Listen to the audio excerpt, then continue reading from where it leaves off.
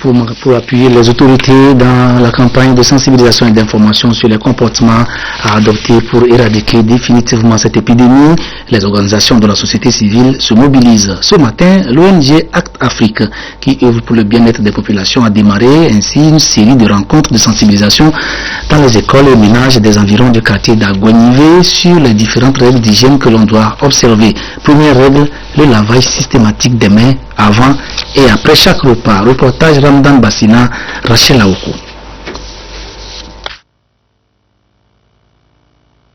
Une main sale expose l'organisme à diverses maladies, surtout au choléra qui fait parler de lui ces derniers jours. Le milieu scolaire est le plus souvent confronté à ce genre de situation par manque d'hygiène.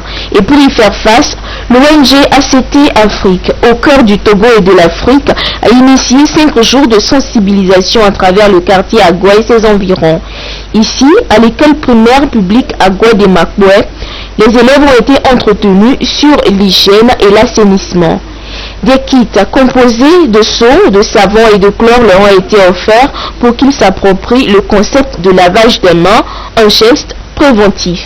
C'est une visite qui nous a fait du bien avec nos élèves parce que le lavage des mains, et cela a été fait publiquement, ils en ont retenu quelque chose.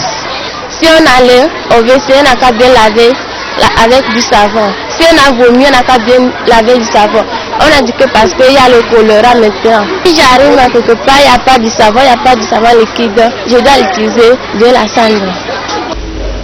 De maison en maison, les membres de l'ONG ont exhorté les ménages, surtout les femmes, à plus de vigilance et de propreté. Ils leur ont donné du chlore pour rendre potable l'eau de pluie et de forage. Il y a le choléra qui sévit dans notre capitale. Donc le gouvernement fait beaucoup d'efforts en ce sujet-là. Donc il va falloir que les ONG, les sociétés civiles et les associations accompagnent le gouvernement pour pouvoir éradiquer cette pandémie. C'est pour cela que nous aussi nous sommes mobilisés ce matin pour pouvoir aider les enfants à plus de vigilance sur les mesures d'hygiène à adopter dans leur vie quotidienne. Infection intestinale aiguë et très contagieuse, le choléra est causé par le manque d'hygiène. Le lavage des mains et l'entretien des aliments en sont des moyens naturels de prévention.